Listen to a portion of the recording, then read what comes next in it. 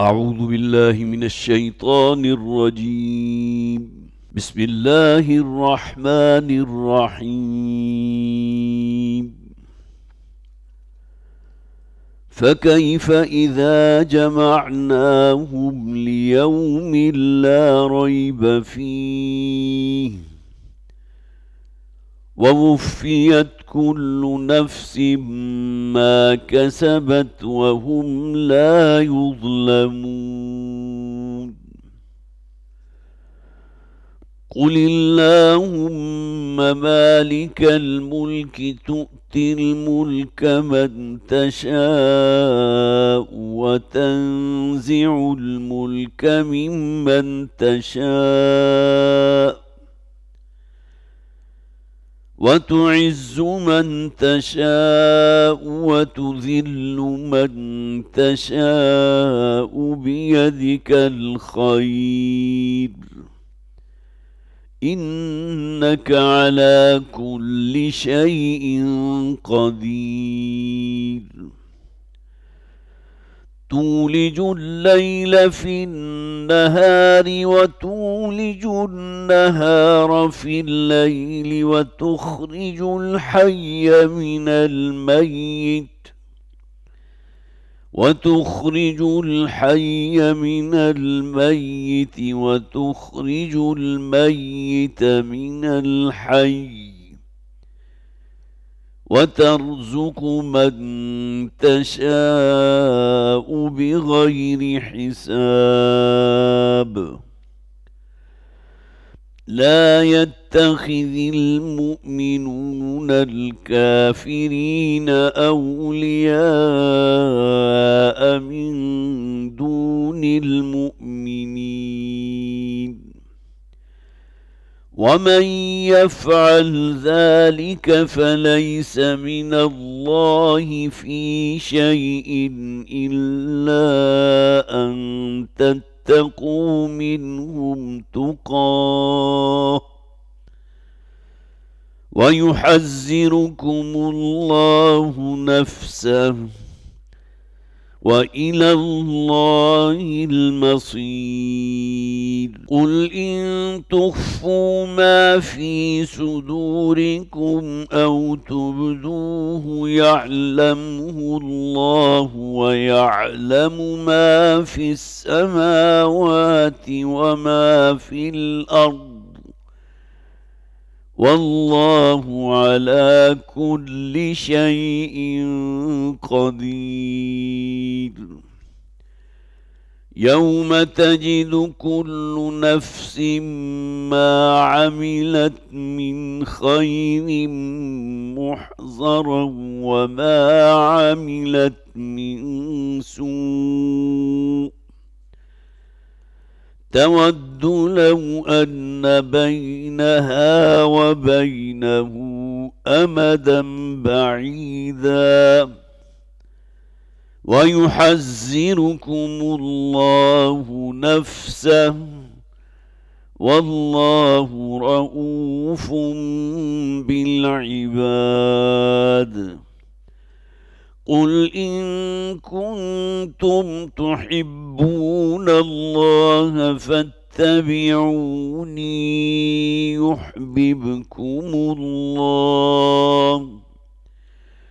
يحببكم الله ويغفر لكم ذنوبكم والله غفور رحيم.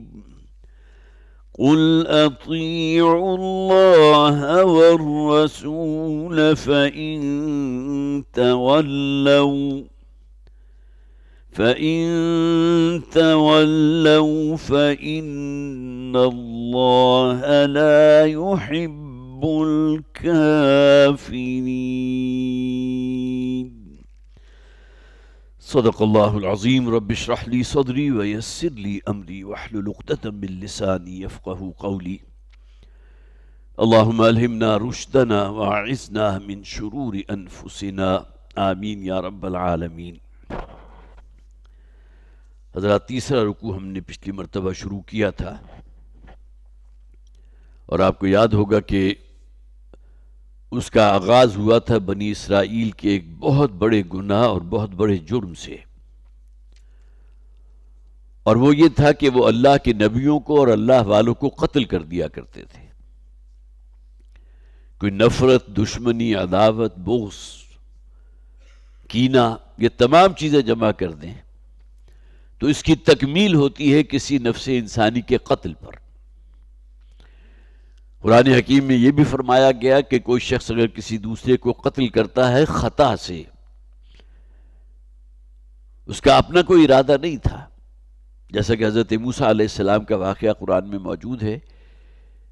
بنی اسرائیل کے ایک شخص اور ایک قبطی کے درمیان جھگڑا ہو گیا۔ حضرت موسیٰ علیہ السلام نے کچھ بچانے کی کوشش کی، لیکن قبطی جو تھا، جو ظاہر ہے اہل فرعون جو ہے ان میں سے تھا، ابھی حضرت موسیٰ علیہ السلام پر وحی کا آغاز بھی نہیں ہوا تھا، آپ نبی اور رسول کی حیثیت سے نہیں تھے اس وقت۔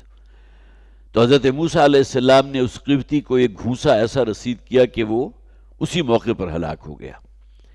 یہ قتل خطا کہلاتا ہے کہ جس میں کوئی انسان کا ارادہ نہیں ہے، اس نے گویا کہ پلاننگ کے تحت کسی کو قتل نہیں کیا، لیکن فرمایا گیا وَمَنْ قَتَلَ مِنْكُمْ مُتَعَمِّدًا، جو شخص بھی تم میں سے کسی کو پورے ارادے کے ساتھ قتل کرتا ہے تو آگے جو سزائیں بیان کی گئی ہیں، ہمیشہ کی آگ اس کا مقدر ہوگی، اس پر اللہ تعالیٰ کا غضب ہوگا، اس پر اللہ کی لعنت ہوگی۔ تو گویا کہ جسے آپ کہیے کہ گناہوں میں سب سے ٹاپ پر کیا ہے؟ قتل انسانی۔ اگرچہ شرک کو آپ اس سے بھی اوپر لے جائیں گے، اس لیے کہ کسی کو اللہ کا ساجی یا شریک قرار دے دینا، اس سے بڑا گناہ تو کوئی نہیں، جس کے بارے میں قرآن میں فرمایا گیا ان اللہ لا یغفر ان یشرک بہ ویغفر ما دون ذلک لمن یشاء، اللہ تعالیٰ اس کو تو ہرگز معاف نہیں کرے گا اس کے ساتھ شرک کیا جائے۔ ہاں کوئی شخص جو ہے وہ شرک سے توبہ کر لے تو اس کے لیے معافی ہے۔ تو بنی اسرائیل کا وہ جرم اس کا ذکر کیا گیا، ان الذین یکفرون بآیات اللہ ویقتلون النبیین بغیر حق ویقتلون الذین یأمرون بالقسط من الناس، وہ لوگ کہ جو اللہ کی آیات کا کفر کرتے ہیں اور نبیوں کو ناحق قتل کرتے ہیں اور قتل کرتے ہیں ان لوگوں کو جو دوسروں کو عدل و انصاف کی تلقین کرنے والے ہیں، جو حق کے علمبردار ہیں۔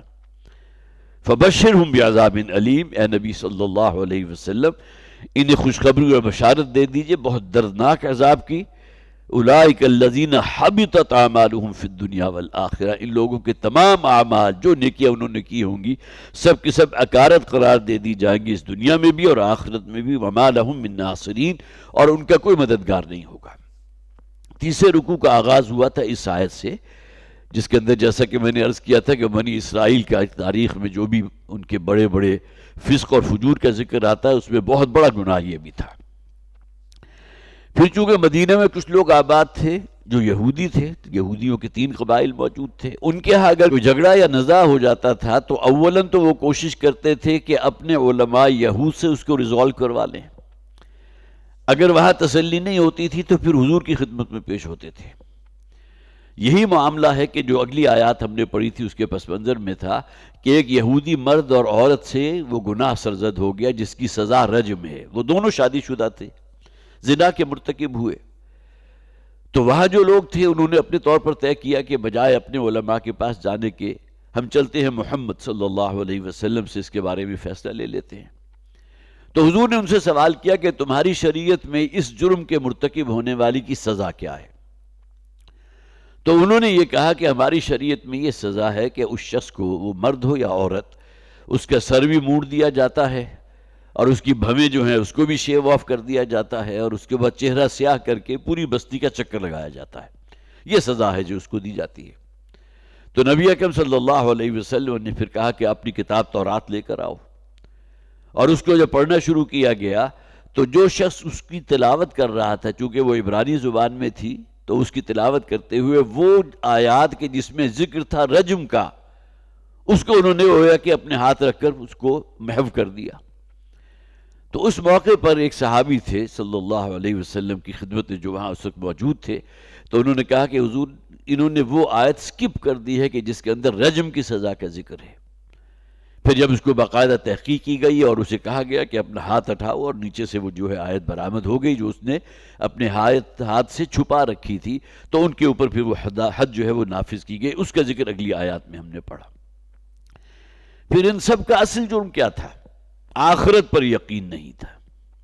فَكَيْفَ إِذَا جَمَعْنَاهُمْ لِيَوْمٍ لَا رَيْبَ فِيهِ، تو کیا بیتے گا اس دن جب کہ ہم جمع کریں گے تمام لوگوں کو اس دن کے جس دن کے بارے میں کوئی شک و شبہ نہیں ہے. وَوُفِّيَتْ كُلُّ نَفْسٍ مَا كَسَبَتْ وَهُمْ لَا يُظْلَمُونَ، اور ہر جان کو اس کی کیے کی بھرپور سزا یا جزا مل کر رہے گی، اور کسی پر کوئی ظلم نہیں ہوگا. پھر آخری دو آیات جو ہم نے پچھلی مرتبہ پڑھی تھی، بہت جامع آیات ہے. قُلِ اللَّهُمَّ مَالِكَ الْمُلْكِ تُؤْتِي الْمُلْكَ مَن تَشَاءُ وَتَنزِعُ الْمُلْكَ مِمَّن تَشَاءُ وَتُعِزُّ مَن تَشَاءُ وَتُذِلُّ مَن تَشَاءُ بِيَدِكَ الْخَيْرُ إِنَّكَ عَلَى كُلِّ شَيْءٍ قَدِيرٌ تُولِجُ اللَّيْلَ فِي النَّهَارِ وَتُولِجُ النَّهَارَ فِي اللَّيْلِ إِلَى آخِرِ الآیہ، جس کے بارے میں نے ذکر کیا تھا. معارف القرآن میں امام بغوی رحمۃ اللہ علیہ کی جو تفسیر بغوی ہے اس کے اندر یہ بات موجود ہے کہ جو شخص بھی ہر نماز کے بعد سورہ فاتحہ، آیت الکرسی اور اس کے ساتھ یہ دو آیات جو سورہ آل عمران ہیں ان کی تلاوت کرتا ہے، انہیں پڑھتا ہے، تو اللہ تعالیٰ جنت میں اسے بہت اعلیٰ مناصب عطا فرمائیں گے. اب آئیے اگلی آیت کی جہاں سے ہمارا آج کا بیان شروع ہوگا. لا يتخذ المؤمنون الکافرین اولیاء من دون المؤمنین، نہ بنائے مومن اپنا پشت پناہ، اپنا کارساز، اپنا دوست، اپنا ہمدرد کافروں کو، من دون المؤمنین، دوسرے مومنوں کو چھوڑ کر. پس منظر میں رکھیے کہ چونکہ منافقین مدینہ میں موجود تھے جن کی بڑی گہری دوستیاں تھیں یہودیوں کے ساتھ. کافرین میں سب آ گئے نا، مشرکین بھی آ گئے، اہل کتاب میں سے یہود بھی آ گئے، نصارہ بھی آ گئے. تو منافقین کے بڑے تعلقات تھے، چونکہ یہ لوگ بھی مالدار تھے اور یہودی بھی مالدار تھے. باہمی ان کے اندر جو ہے جسے آپ کہیے کہ ایک دوسرے کے ساتھ میل جول بھی بہت تھا، ایک دوسرے کی شادی اور غمی کے موقع پر شریک بھی ہوتے تھے، اور پھر محفلیں بھی جمع کرتی تھی. جو کہا گیا نا کہ اگر تم ان لوگوں کی صحبت میں بیٹھو گے تو ان جیسے ہو جاؤ گے. اس کا نتیجہ یہ نکلا کہ یہ منافقین مدینہ جو تھے، چونکہ ان لوگوں کی صحبت میں جو یہودی تھے اس میں ہوتے تھے، کہنے کے وہ مسلمان تھے. منافق کون ہے؟ جس نے کلمہ شہادت ادا کیا، حضور پر ایمان لانا، اس کا دعویٰ کیا، لیکن اس کے باوجود اگر وہ وڈرا کرتا ہے، کس معنی میں؟ اپنی زبان کے ذریعے اس بات کو نہیں بیان کرتا کہ میں کفر کرتا ہوں اللہ کا بھی اور محمد صلی اللہ علیہ وسلم کو رسول ماننے کو تیار نہیں، لیکن اس کے دلی تعلقات جو ہیں بجائے مسلمانوں کے یہودیوں کے ساتھ ہیں، اہل کتاب کے ساتھ ہیں، مشرکین کے ساتھ ہیں. اصل چیز تو یہی ہے نا کہ انسان کا اصل تعلق ہے کس کے ساتھ. تو یہاں منع کر دیا گیا خاص طور پر، جسے آپ کہیے کہ پس منظر میں وہ منافقین مدینہ موجود ہیں جن کی دوستیاں تھیں، جن کے تعلقات تھے یہودیوں کے ساتھ. لا يتخذ المؤمنون الکافرین اولیاء من دون المؤمنین، مومنوں کو نہیں چاہیے کہ اولیاء ولی کی جمع ہے. ولی کون ہوتا ہے؟ پشت پناہ، کارساز، دوست، غمخوار، مصیبت میں مشکل کے وقت کام آنے والا. تو نہیں چاہیے مومن مردوں کو، ظاہر قرآن حکیم میں زیادہ خطاب جب بھی ہوتا ہے مردوں سے خطاب ہوتا ہے، اگرچہ عورتیں بھی اس کے اندر موجود ہیں، خواتین بھی اس میں شامل ہیں. نہیں چاہیے مومن مردوں کو کہ وہ دوستیاں بڑھائے ان لوگوں کے ساتھ جو کافر ہیں. کافروں میں تینوں کیٹیگریز آ گئی، من دون المؤمنین، دوسرے مسلمانوں کو چھوڑ کر. قرآن میں تو یہی صفات بیان کی گئی ہیں نا، رحماء بینہم اشداء علی الکفار. مومنوں کے درمیان باہمی تعلق جو ہونا چاہیے وہ بہت ہی مودت والا ہونا چاہیے، محبت والا ہونا چاہیے، ہمدردی والا ہونا چاہیے. باہمی تعلقات آپس میں ایک دوسرے کے لیے انتہائی رحیم ہیں. ایک دوسرے کے ساتھ اگر کوئی معاملہ جو ہے کوئی غلطی کا ہو گیا، کسی اعتبار سے کوئی کوتاہی ہو گئی تو اس پر پردہ ڈالنے والے ہیں. جیسے کہ حضور نے فرمایا جو شخص بھی کسی مسلمان کی کسی عیب پر پردہ پوشی کرتا ہے، پردہ ڈالتا ہے، اللہ تعالیٰ قیامت کے دن اس کی پردہ پوشی فرمائے گا. تو آپس میں ایک دوسرے کے ساتھ جو ہے ان کا تعلق جو ہے بہت رحیمیت والا ہے، بہت ہی مشفق تعلق ہے. دلی تعلقات ہونے چاہیے. لیکن وہ لوگ کہ جن کے تعلقات پھر بن جاتے ہیں یہودیوں کے ساتھ، مشرکین کے ساتھ، تو گویا کہ انہوں نے نگلیکٹ کیا ان لوگوں کو جو اہل ایمان ہے. تو اہل ایمان کو چھوڑ کر اگر دوستی کی پینگیں بڑھاؤ گے مشرکین کے ساتھ، کافروں کے ساتھ، تو یہ چیز اللہ تعالیٰ کو پسند نہیں ہے۔ آج دیکھ لیجئے کہ ہم اپنا اگر حالات کا جائزہ لیں تو ہم جس طرح، جیسے آپ کہیے کہ بالکل عام طور پر جو کہا جاتا ہے کہ جو بھی اوپر ہے بس اس کے سامنے جو ہے زانوئے تلمس طے کرتے رہو، کوئی امریکہ ہے یا کوئی جو ہے رشیا کا پٹھو بنا ہوا ہے۔ ایک زمانے میں تو ایسا ہوا کرتا تھا، لیکن اب ہماری اپنی کوئی سے تو ہے ہی نہیں، اور ہماری دوستیاں، تعلقات جو ہیں کن کے ساتھ ہیں؟ یہودیوں کے ساتھ ہیں، عیسائیوں کے ساتھ ہیں۔ ابھی جو بہت بڑا ایک ایونٹ ہوا تھا جس میں ہمارے وزیر اعظم صاحب نے جو ہے وہ سجسٹ کیا تھا کہ ٹرمپ صاحب کو جو ہے وہ امن کا نوبل پرائز ملنا چاہیے۔ گویا کہ اس سے بڑھ کر جسے آپ کہیے کہ اور بدنصیبی اور کیا ہوگی کہ ہمارے اس سطح کے لوگ بھی اگر اس طرح جو ہے ان کے اندر گھلے ملے جا رہے ہیں، بک ٹوٹے جا رہے ہیں انہی کی طرف، جبکہ قرآن حکیم کا تو واضح حکم موجود ہے، لا يتخذ المؤمنون الكافرین اولیاء من دون المؤمنین ومن يفعل ذلك فليس من الله في شيء الا ان تتقوا منهم تقاه۔ اور جو شخص بھی یہ کام کرے گا کہ اس کے دلی تعلقات ہوں گے یہودیوں کے ساتھ، عیسائیوں کے ساتھ، مشرکین کے ساتھ، کافروں کے ساتھ، جو شخص بھی اس کا مرتکب ہوگا فَلَيْسَ مِنَ اللَّهِ فِي شَيْءٍ إِلَّا أَن تَتَّقُوا مِنْهُ تُقَاةً، تو اس میں کوئی اور ایگزمپشن نہیں ہے سوائے اس کے کہ ان لوگوں کے کسی ضرر سے یا کسی تکلیف سے بچنے کے لیے اگر تم ان کے قریب ہوتے تو اللہ تعالیٰ اس کی اجازت دیتا ہے۔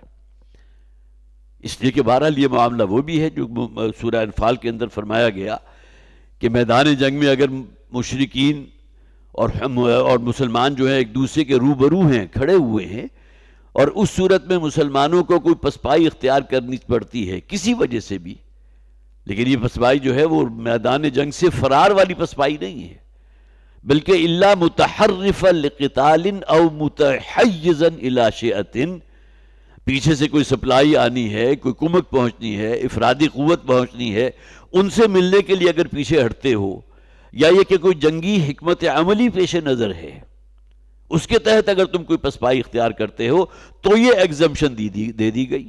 جو الفاظ موجود ہیں وَمَنْ يُؤَلِّهِمْ يَوْمَئِذٍ دُبُرَهُ إِلَّا مُتَحَرِّفًا لِقِتَالٍ أَوْ مُتَحَيِّزًا إِلَى فِئَةٍ فَقَدْ بَاءَ بِغَضَبٍ مِّنَ اللَّهِ، جو شخص بھی میدان جنگ سے پیٹھ پھیر لیتا ہے سوائے اس کے کہ پیچھے ان کے اپنے جو بھی جتھا موجود ہے ان سے جا ملنا مقصود ہو تاکہ پھر اپنے قدموں کو جما کر پھر حملہ کر سکیں، یا یہ کہ کسی جنگی حکمت عملی کے تحت، تو اللہ تعالیٰ اس سے کم پر معاف نہیں کرے گا، اس پر اللہ کا غضب ہوگا، اور پھر یہ کہ ان کا ٹھکانہ جہنم ہے، وبئس المصیر، اور جہنم بہت ہی برا ٹھکانہ ہے۔ تو وہاں بھی وہ ایگزمپشن دے دی گئی، میدان جنگ سے آپ کسی درجے میں پسپائی اختیار کرتے ہیں لیکن جان بچانے کے لیے نہیں، راہ فرار اختیار کرتے ہیں اپنی جان کی حفاظت میں نہیں، بلکہ حکمت عملی کے تحت تو اجازت دے دی گئی۔ یہی معاملہ یہاں یہود و نصارہ کے ساتھ بھی ہے، اگر ان کے ساتھ آپ کو کوئی رسمی تعلق رکھنا بھی ہے کسی درجے میں، دلی تعلق کی ہرگز اجازت نہیں ہے، اس لیے کہ اس کے بارے میں تو جیسے کہ میں نے عرض کیا کہ مدینہ میں رہنے والے جو منافقین تھے ان کے دلی تعلقات تھے یہودیوں کے ساتھ، تو کہنے کو تو وہ مسلمان تھے لیکن حقیقی ایمان تو ان کے قریب سے نہیں گزرا تھا۔ جس طرح یہاں وہاں ایگزیپشن دی گئی تھی میدان جنگ سے پیچھے ہٹنے کے لیے، اسی طرح یہاں فرما دیا گیا ان کے ساتھ تمہیں کوئی تعلق اگر رسمی قسم کا رکھنا چاہتے ہو تو اس کی اجازت ہے، ان کے شر سے بچنے کے لیے،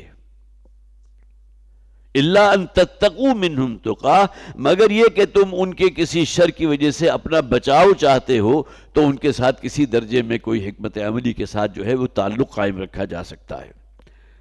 آپ کو معلوم ہے حضور جب ہجرت فرما کر مدینہ تشریف لائے تو آپ نے معاہدے کیے تھے یہودیوں کے ساتھ۔ اب یہاں معاہدے کے اندر بھی تو ایک بہرحال ایک رسمی تعلق تو قائم ہوتا ہے نا، اس لیے کہ اگر مدینہ پر کہیں بیرونی کسی قوت نے حملہ کیا، ظاہر ہے بیرونی قوت اس سے کون تھے؟ مشرکین مکہ تھے، تو اس پیکٹ کے اندر یہ چیز شامل تھی کہ یہودی مسلمانوں کا ساتھ دیں گے، یہ معاہدہ حضور نے یہودیوں کے ساتھ کیا، تو ان کے شرر سے اور ان کے ضرر سے، ان کے نقصان پہنچانے سے بچنے کے لیے اگر کوئی رسمی معاملہ کرنا پڑتا ہے تو اس کی اجازت دے دی گئی، بالکل اسی طرح جس طرح کے میدان جنگ سے پسپائی کی اجازت ہے صرف حکمت عملی کے پیش نظر، یا کوئی افرادی قوت یا کمک اگر پیچھے سے آ رہی ہے تو اس سے جا ملنے کے لیے۔ وَيُحَذِّرُكُمُ اللَّهُ نَفْسَهُ، اللہ تعالیٰ تو جانتا ہے نا تمہارے دلوں کو، کتنی کچھ محبت ہے منافقین کو مدینہ کے یہودیوں سے، اللہ تمہیں خبردار کر رہا ہے اپنے غصے سے۔ یحذرکم اللہ نفسہ، یہاں نفسہ کے اندر اگرچہ ہم ترجمہ یہ کریں گے اللہ تعالیٰ اپنے آپ سے تمہیں ڈرا رہا ہے، پھر میں عرض کروں گا اللہ تعالیٰ خوفناک شے نہیں ہے، لیکن اللہ تعالیٰ جو ہے جس شے سے اس نے منع کر دیا اگر اس پر عمل کرتے ہو تو اللہ کا غیظ و غضب جو ہے بھڑکے گا، اس سے ڈرا رہا ہے، جہنم سے خبردار کر رہا ہے۔ وَيُحَذِّرُكُمُ اللَّهُ نَفْسَهُ وَإِلَى اللَّهِ الْمَصِيرُ، اور اس بات کو بھی خوب اچھی طرح جان لو کہ بالآخر سب کو اللہ کے حضور لوٹا دیا جائے گا۔ اس دنیا میں اگر باہمی تعلقات رہے بھی ہیں تو اس میں صرف اس حد تک اجازت دے دی گئی کہ ان کے شر سے یا ان کے کسی نقصان پہنچانے والے جو بھی ان کی انیشیٹیوز ہو سکتے ہیں اس سے بچنے کے لیے کوئی رسی قسم کا معاملہ ان کے ساتھ کیا جا سکتا ہے۔ وَإِن تُخْفُوا مَا فِي صُدُورِكُمْ أَوْ تُبْدُوهُ يَعْلَمُهُ اللَّهُ، اور اگر تم چھپاتے ہو اپنے سینوں میں چھپانے والی کون سی چیزیں ہیں؟ راز ہوتے ہیں، پھر وسوسے انسان کے ذہن میں آتے ہیں، اس کے دل میں مختلف قسم کے شکوک و شبہات پیدا ہو جاتے ہیں، کوئی شے بھی اگر ہے تو تم اللہ سے نہیں چھپا سکتے۔ قُلْ إِن تُخْفُوا مَا فِي صُدُورِكُمْ، اے نبی کہہ دیجئے اگر تم اپنے سینے کے جو بھی راز ہیں، جو بھی انسان کے اندر وساوس ہے اس کو چھپاتے ہو، او تبدوہ، یا ان کو زبان کے ذریعے بیان کر دیتے، دو ہی چیزیں ہوتی ہیں نا، ایک یہ ہے کہ کسی بات کو دل میں رکھنا، ایک اس کا اظہار کر دینا۔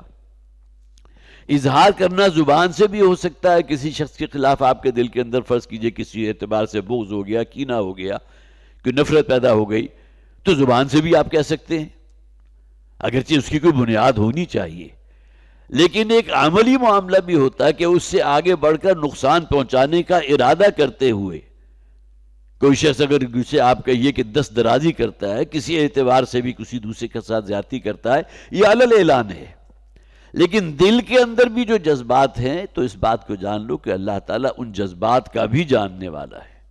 قُلْ إِن تُخْفُوا مَا فِي صُدُورِكُمْ أَوْ تُبْدُوهُ يَعْلَمُهُ اللَّهُ، اے نبی ان سے کہہ دیجئے کسی شے کو اگر تم اپنے سینے پہ چھپا جاتے ہو یا اس کو ظاہر کرتے ہو تو اللہ تعالیٰ کے علم میں تو ہے۔ وَيَعْلَمُ مَا فِي السَّمَاوَاتِ وَمَا فِي الْأَرْضِ، اور وہ ذات تو جانتی ہے زمین و آسمان کی ہر شے کو، اس کائنات کی وسعت کا ہم اندازہ کر ہی نہیں سکتے۔ تو قرآن میں جہاں کہا گیا یہ کائنات مراد ہے پوری، جیسے کہ بارہا میں عرض کر چکا ہوں کہ ہم تو ابھی پہلے آسمان کو بھی نہیں کھوج سکے، قرآن میں 7 آسمانوں کا ذکر ہے۔ جب آیات متشابہات کا ذکر ہو رہا تھا اس موقع پر میں نے عرض کیا تھا جہاں جا کر ہماری یہ چھوٹی سی عقل جو ہے، یہ جو دماغ ہے ہمارا کام چھوڑ دیتا ہے کہ ہم اس کے اندر ہماری استطاعت ہی نہیں ہمارے دماغ کے اندر کہ ان چیزوں کو اپنی احساء میں لا سکیں جو اللہ کی صفات ہیں۔ اللہ قدیر ہے، کتنا قدیر ہے ہم اندازہ ہی نہیں کر سکتے، فعال لما یرید ہے، اللہ باخبر ہے، جیسے کہ سورہ تغابن میں فرمایا یعلم ما فی السماوات وما فی الارض، وہی الفاظ جو یہاں آئے، وہ جانتا ہے ہر شے کو جو زمین و آسمان میں ہے۔ وَيَعْلَمُ مَا تُسِرُّونَ وَمَا تُعْلِنُونَ، وہی بات جو سورہ تغابن میں کہی گئی یہاں آ گئی، وہ جانتا ہے ان باتوں کو، ان رازوں کو، ان وسوسوں کو جو تمہارے سینوں میں ہے اور تمہارے ان اعمال کو جو علی اعلان تم لوگوں کے سامنے کرتے ہو۔ وَهُوَ عَلِيمٌ بِذَاتِ الصُّدُورِ، اور جو تمہارے سینے کے راز ہیں وہ رب تو اس سے بھی واقف ہے۔ اس میں بھی خاص طور پر اس بات کو نوٹ کیجئے کہ کچھ چیزیں ہوتی ہیں جو ہماری شعور کی سطح پر ہیں، زبان پر نہیں آئیں، کچھ چیزیں ایسی ہوتی ہیں جو لا شعور میں دبی ہوتی ہیں، سب کانشس مائنڈ جو ہے، جس کے بارے میں شاید انسان کو خود بھی احساس نہیں ہوتا، اس لیے کہ انہیں شعور کی سطح پر آتے ہوئے کچھ وقت لگتا ہے، وہ تحت الشعور میں ہے۔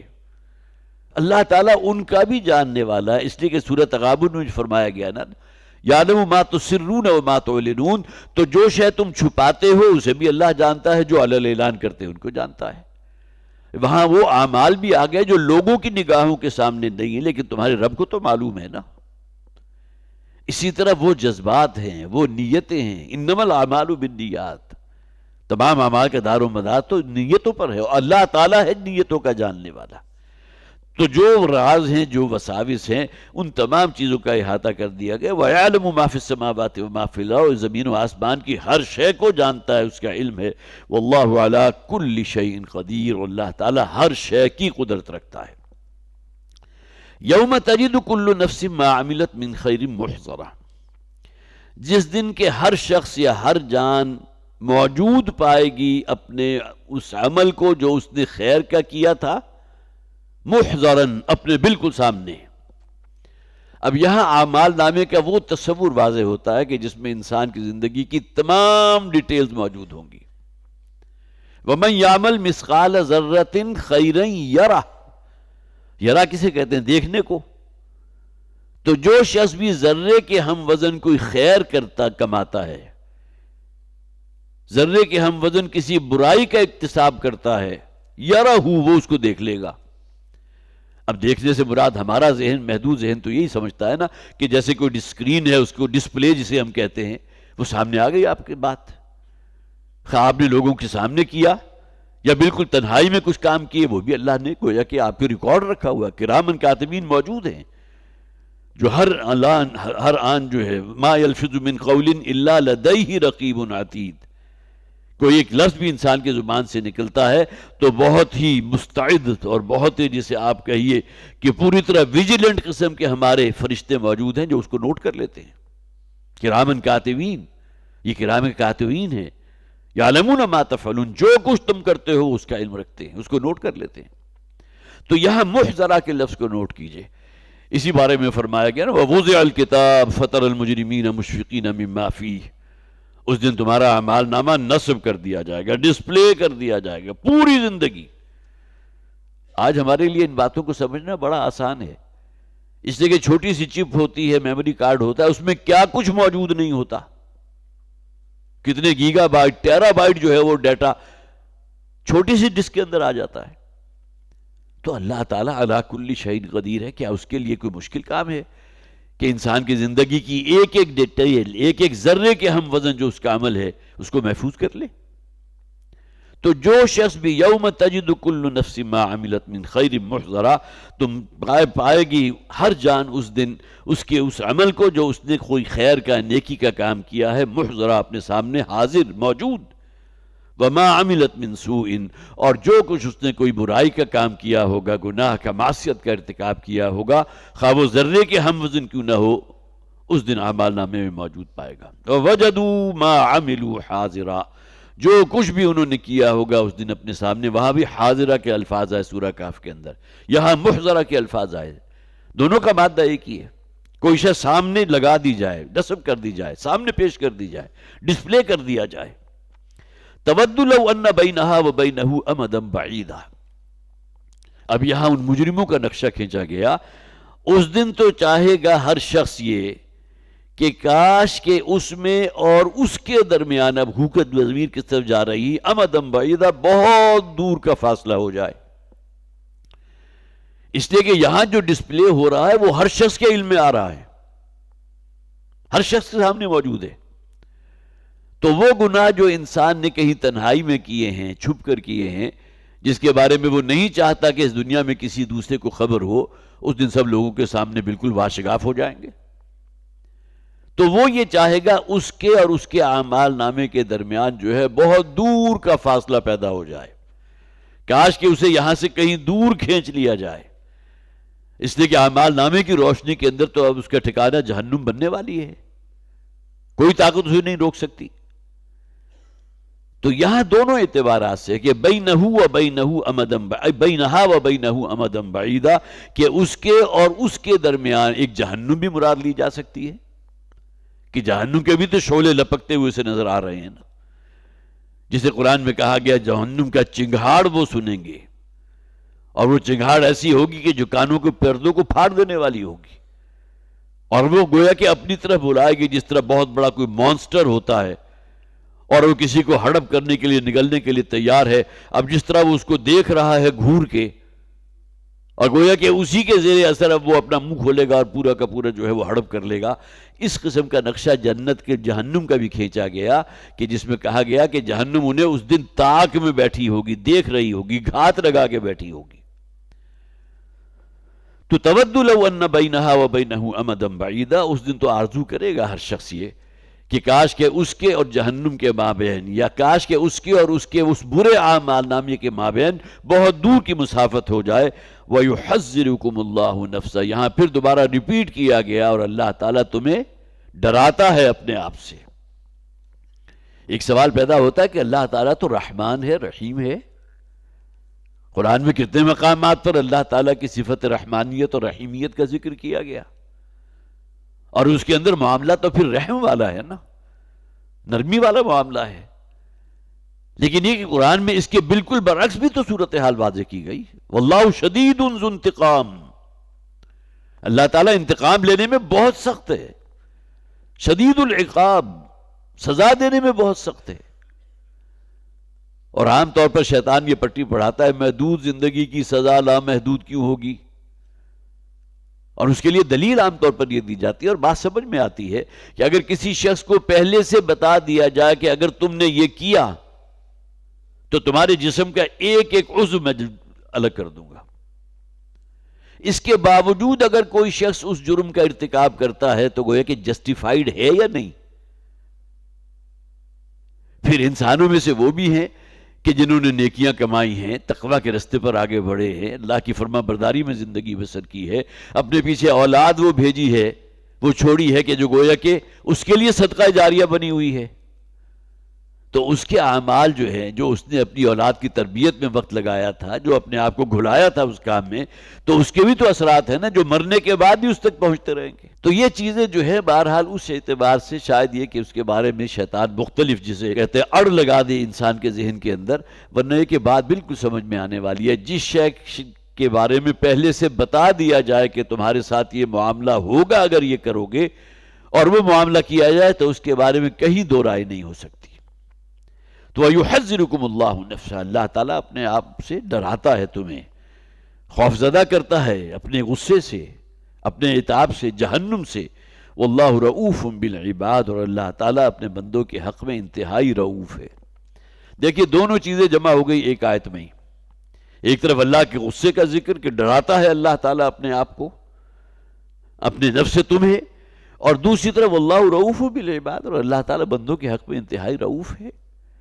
تو گویا کہ یہ اعتبار، اس اعتبار سے یہ تضادات کا جمع ہو جانا جو ہے یہ اللہ کے کلام میں ہے، اور اس کا کلائمیکس وہ جو سورۃ تغابن میں کہا گیا، یا ایھا الذین آمنوا ان من ازواجکم واولادکم عدوا لکم فاحذروہم، اہل ایمان تمہاری بیویوں اور تمہاری اولاد میں تمہارے دشمن پوشیدہ ہیں، فاحذروہم، ان سے بچ کر رہو۔ تصویر کا ایک رخ یہ ہے جو دکھا دیا گیا، عام طور پر انسانوں کی اکثریت گویا کہ اسی کے تحت آگے چل رہی ہے، بیوی کی محبت اور اولاد کی محبت، روپے پیسے کی محبت میں حرام حلال جائز ناجائز ہر شے جو ہے گویا کہ پاؤں تلے رو دی جاتی ہے، اللہ کے احکامات اور شریعت پر ایک کے برابر وقت نہیں ہوتی۔ لیکن یہ کہ بہرحال ایک طرف یہ حقیقت واضح کر دی گئی، تصویر کا اس رخ یہ ہے، تمہاری بیویاں اور تمہاری اولاد تمہارے دشمن ہیں، ان من ازواجکم واولادکم عدوا لکم فاحذروہم، ان سے بچ کر رہو۔ اور ساتھ ہی اسی آیت میں کاؤنٹر بیلنس بھی کر دیا گیا، وَإِن تَعْفُوا وَتَصْفَحُوا وَتَغْفِرُوا فَإِنَّ اللَّهَ غَفُورٌ رَحِيمٌ، لیکن اگر تم عفو درگزر سے کام لو، صرف نظر کرو، اپنی اولاد کی تربیت کے اندر اس حکمت کو پیش نظر رکھنا کہ کہیں ایسا نہ ہو کہ تمہاری بے جا سختی کی وجہ سے ان کے اندر سرکشی اور بغاوت پیدا ہو جائے۔ اس کے اندر جس حکمت کو انسان کو ملحوظ خاطر رکھنا چاہیے وہ اصل شے ہے، وَإِن تَعْفُوا وَتَصْفَحُوا وَتَغْفِرُوا، ہر وقت اگر تھانے دار بن کے گھر کے اندر جو ہے وہ داروغہ بن کر کھڑے رہو گے اور ایک ایک غلطی ایک ایک کوتاہی کے اوپر ٹوکتے رہو گے تو اس کے نتیجے میں سرکشی اور بغاوت پیدا ہوگی اولاد میں۔ لہذا یہاں اسے کاؤنٹر بیلنس کر دیا گیا کہ ایک طرف وہ ہے، پوٹینشل ڈینجر ہے ان کے اندر، ان کی محبتوں میں، کہ اللہ کی شریعت کو پاؤں تلے اگر روندنے لگے تو یہ پھر تمہارے لیے رحمت نہیں ہے بلکہ زحمت بن جائے گی، یہی بیوی اور یہی اولاد۔ اور دوسری طرف یہ ہے کہ وَإِن تَعْفُوا وَتَصْفَحُوا وَتَغْفِرُوا، تو یہ کمال توازن آپ کو نظر آتا ہے اللہ کے کلام میں، وہی بات یہاں نظر آ رہی ہے، وَيُحَذِّرُكُمُ اللَّهُ نَفْسَهُ، اللہ تعالیٰ ڈراتا ہے تمہیں اپنے آپ سے، اپنے غضب سے، اور خاص طور پر جیسا کہ میں نے عرض کیا اللہ کا غضب، اس کا مظہر کیا ہے؟ جہنم کا ایندھن بنو گے نا، ڈراتا ہے تمہیں اس سے۔ واللہ رؤوف بالعباد، اور اسے کاؤنٹر بیلنس کر دیا گیا کہ اللہ تعالیٰ اپنے بندوں کے حق میں انتہائی نرم ہے، انتہائی مہربان ہے۔ رافت اور رحمت، یہ دو اصطلاحات جو ہیں، رؤوف اور رحیم، یہ اللہ تعالیٰ الرؤوف بھی ہے الرحیم بھی ہے۔ رافت اصل میں وہ جذبہ ہے جو کسی انسان میں، اگر میں انسان کو آپ کے سامنے ٹارگٹ کروں، اس کان کے اندر جو ہمدردی کا جذبہ پیدا ہوتا ہے کسی کو تکلیف میں دیکھ کر، جسے ہم کہیں گے دل کی نرمی کا پیدا ہو جانا۔ حضور نے فرمایا جو شخص بھی دل کی من یحرم الرفق، دل کی نرمی سے اگر کوئی شخص محروم کر دیا گیا تو اس کے لیے تو قطعاً کوئی خیر ہے ہی نہیں، فقد حرم الخیر کلہ، ہر نوع کے خیر سے وہ محروم کر دیا گیا۔ اگر دل کے اندر سختی اور شقاوت پیدا ہو گئی، قساوت پیدا ہو گئی، تو معلوم ہوا کہ اب کسی خیر کا کوئی توقع اس شخص سے نہیں کی جا سکتی۔ تو رافت کے اندر وہ ہے کہ جس کے اندر ایک نرمی پیدا ہوتی ہے، ہمدردی کا جذبہ ہے، دوسرے کو کچھ مدد پہنچانے کا جذبہ ہے۔ رحمت کیا ہے کہ آپ نے عملاً اس کے ساتھ تعاون کیا، اسے کسی مشکل سے نجات دلا دی، لمسم آپ کے کوئی مدد کر دی، کوئی قرض کے بوجھ تلے ممکن ہے اتنا دب گیا کہ وہ خودکشی کی سوچ رہا تھا، فرض کیجئے۔ ایسے لوگ ہیں معاشرے کے اندر، وہ مثالیں موجود ہیں کہ کسی سود خور سے جو ہے قرض لیا ہے اور اس کے بعد سود چڑھتا چڑھتا کئی گنا ہو گیا، جو اصل زر تھا اس سے کئی گنا ہو گیا۔ اب اس چنگل سے نکلنے کے کوئی جو ہے وہ رستہ نظر نہیں آ رہا۔ نتیجتاً کیا ہوتا ہے کہ پھر انسان اپنی جان ہی لیتا ہے کہ چلے اس جھنجھٹ سے، یہ جو بھی معاملہ اس سے میں تو نجات حاصل کروں، بھگتیں گے میرے بیوی بچے، یا کوئی زیادہ سنسیٹیو ہوا تو وہ پہلے ان کو قتل کرے گا پھر اپنی جان بھی لے لے گا۔ ایسی مثالیں بھی معاشرے کے اندر موجود ہیں۔ تو اللہ رؤوف بالعباد، اللہ تعالیٰ بندوں کے حق میں انتہائی رؤوف ہے، انتہائی نرمی اختیار کرنے والا اور مہربان ہے۔ قُلْ إِن كُنتُمْ تُحِبُّونَ اللَّهَ فَاتَّبِعُونِي يُحْبِبْكُمُ اللَّهُ وَيَغْفِرْ لَكُمْ ذُنُوبَكُمْ۔ یہ آیہ مبارکہ جو ہے سورہ آل عمران کی آیت نمبر 31۔ میں نہیں سمجھتا کہ سیرت النبی کے موضوع پر یا عظمت مصطفیٰ کے موضوع پر کوئی تقریر ہو، کوئی تحریر ہو، اس میں یہ آیت اور وہ آیت سورہ احزاب کی لَقَدْ كَانَ لَكُمْ فِي رَسُولِ اللَّهِ أُسْوَةٌ حَسَنَةٌ، اس کا حوالہ نہ ہو۔ بہت ہی معروف آیات میں سے، اے مسلمانوں تمہارے لیے اللہ کے رسول کی زندگی میں بھرپور اور مکمل اسوہ اور نمونہ موجود ہے۔ لَقَدْ كَانَ لَكُمْ فِي رَسُولِ اللَّهِ أُسْوَةٌ حَسَنَةٌ۔ سیرت النبی کا بیان جو ہے وہ واقعتاً تشنہ رہ جاتا ہے اگر سیرت کے اس پہلو کو ہم اجاگر نہ کریں، اور اس میں عملاً ہمارے لیے جو ہے ہدایت ہے وہ آپ کو معلوم ہے کہ صرف چند عقائد کے اندر، چند چیزوں کے اندر اللہ کے رسول کی سنت کی پیروی کر لینا مراد نہیں ہے۔ پوری زندگی کو اس سانچے میں ڈھالنے کی کوشش کرو جو سانچہ فراہم کیا محمد رسول اللہ صلی اللہ علیہ وسلم نے۔ اس وقت اسے کہتے ہیں نا، ٹھیک ہے، وہ حدیث بھی ہے، النکاح من سنتی ومن رغب عن سنتی فلیس منی، عام طور پر پڑھ دیا جاتا ہے گویا کہ ایک ہی حدیث ہے، نکاح میری سنت ہے۔ کیا صرف یہی ایک سنت ہے؟ نبی اکرم صلی اللہ علیہ وسلم کی پوری زندگی جس محنت میں لگی، دن رات جس میں اپنے آپ کو کھپایا، وہ کیا تھی؟ وہ سنت دعوت تھی، سنت تبلیغ تھی، اللہ کے پیغام کو لوگوں تک پہنچانا، ان کی تعلیم و تربیت کرنا، ان کا تزکیہ کرنا۔ یتلو علیہم آیاتہ ویزکیہم ویعلمہم الکتاب والحکمہ۔ یہ سنت ہماری نگاہوں سے اوجھل ہو جائے کہ دعوت و تبلیغ تو صرف کچھ علماء کا کام ہے، باقی یہ کہ ہم سے کون پوچھے گا کہ تم تک اگر کوئی خیر کی بات پہنچی تھی تو تم نے آگے پہنچائی یا نہیں پہنچائی؟ اپنے ہی حسن کا دیوانہ بنا پھرتا ہوں۔ انسان اگر خود اپنے ہی کو فوکس رکھے کہ بس اس کے آگے بڑھ کر جو ہے اپنی اولاد تک اس کی نظروں سے اوجھل ہو جائے کہ خیر کی بات ان تک بھی تو پہنچانا چاہیے نا۔ قُوْ أَنفُسَكُمْ وَأَهْلِيكُمْ نَارًا وَأَنذِرْ عَشِيرَتَكَ الْأَقْرَبِينَ، بچاؤ اپنے آپ کو اور اپنے اہل و عیال کو جہنم کی آگ سے۔ اس کے لیے محنت کرنی ہوگی، واعظ و نصیحت کرنی ہوگی، حکمت سے کام لینا ہوگا۔ وہی بات جو میں نے پہلے عرض کی تھی، تمہاری بے جا سختی بھی تمہاری اولاد کے اندر سرکشی اور بغاوت پیدا کر سکتی ہے۔ تو یہ آیہ مبارکہ اس اعتبار سے بہت اہم ہے کہ اللہ سے محبت کرنا چاہتے ہو اور تم یہ چاہتے ہو کہ اللہ بھی تم سے محبت کرے، تو اس کا ایک جیسے آپ کا یہ 1 پوائنٹ ایجنڈا یہاں رکھ دیا گیا۔ قُلْ إِن كُنتُمْ تُحِبُّونَ اللَّهَ فَاتَّبِعُونِي يُحْبِبْكُمُ اللَّهُ۔ اے نبی ان سے کہہ دیجئے اگر تم اللہ سے محبت کرتے ہو، کرنا چاہتے ہو، تو اس کا مظہر کیا ہوگا؟ فَاتَّبِعُونِي، تو میری پیروی کرو، میری اتباع کرو۔ نتیجہ کیا نکلے گا؟ یحببکم اللہ، اللہ تعالیٰ بھی تم سے محبت کرنے لگے گا۔ یہ گویا کہ 2 وے ٹریفک ہے، میری اتباع کرو گے تو اللہ تم سے محبت کرے گا، اور تم چاہتے ہو کہ اللہ تم سے محبت کرے تو میری اتباع کرو۔ قل ان کنتم تحبون اللہ فاتبعون، اتباع کو خاص طور پر نوٹ کیجئے۔ یہ مضمون پہلے بھی بیان کیا گیا، ایک ہوتا ہے صرف اطاعت، کسی کا حکم مان لانا۔ کوئی ملازم ہے یا کوئی فرض کیجئے غلام ہے، وہ اپنے ہر آقا کا ہر حکم ماننے کا پابند ہے۔ مجھے مشکل ہے کہ اس کا امکان موجود ہے کہ دل پہ اس کے لیے اندر وہ اپنائیت موجود نہ ہو، محبت کا جذبہ نہ ہو۔ ایک تو وفاداری کیا ہوگی کہ آپ نے حکم پر عمل کیا لیکن محبت کے جذبے کے ساتھ۔ بے وفائی کیا ہے؟ ایک تو یہ کہ اس حکم ہی کو درخور اطلاع نہیں سمجھا، اور دوسرے یہ کہ چلیے حکم پر عمل تو کر لیا لیکن مجبوری کے تحت مارے باندھے کا عمل کیا۔ یہ دو چیزیں جب ملیں گی، اطاعت اور محبت، دونوں مل کر گویا کہ اتباع کو وجود میں لاتی ہیں۔ نبی اکرم صلی اللہ علیہ وسلم کی اتباع کا صرف اطاعت والا پہلو تو مدینہ کا ہر منافق جو ہے اپنے لیے لازم سمجھتا تھا، اس لیے کہ اس نے کہا میں محمد کو مانتا ہوں صلی اللہ علیہ وسلم کہ اللہ کے رسول ہیں، لیکن آیا ان کے دلوں میں محبت بھی موجود تھی یا نہیں تھی؟ دن میں تو ممکن ہے نفرت ہو، کینہ ہو، بلکہ دل جو ہے انہیں کوس رہا ہو کہ وہ کون سا وقت تھا کہ جبکہ میں نے کلمہ شہادت ادا کر کے خام خواہ اپنے آپ کو جان جوکھوں میں ڈال دی۔ اس لیے کہ کوئی سال ایسا نہیں ہے جس میں حضور صلی اللہ علیہ وسلم لوگوں کو دعوت نہیں دے رہے، نکلو جہاد کے لیے، قتال کے لیے۔ تو کہیں عافیت اس میں تھی نا کہ ہم ایمان ہی نہ لاتے، بہت سے لوگوں کے دلوں میں یہ خیال آیا ہوتا، اور اس کا ایک عملی نتیجہ سامنے بھی آ گیا۔ غزوہ تبوک کے موقع پر جبکہ حضور نے حکم دیا تھا کہ مدینہ کے ہر وہ شخص کو جو جا سکتا ہے، جو بیمار نہیں ہے، بوڑھا نہیں ہے، مرد نکل گئے، عورتیں نکل گئیں، باقی تمام لوگوں کے لیے حکم تھا کہ انہیں نکلنا ہے جہاد کے لیے، قتال کے لیے۔ ٹکراؤ تھا سلطنت روما سے، تو اس موقع پر منافقین میں سے اکثریت کیا تقریباً سب کے سب جو ہے انہوں نے جھوٹی قسمیں کھانی شروع کر دی، معذرت کی، ہیلے بہانے۔ نبی اکرم صلی اللہ علیہ وسلم نے سورہ توبہ کے اندر تفصیل سے ذکر موجود ہے، معذرت پیش کر رہے ہیں، قسمیں کھا رہے ہیں، میری یہ مجبوری ہے، میں نہیں جانتا، میں نہیں جا سکتا، میری تو بوڑھی والدہ ہے، ان کو کون دیکھے گا۔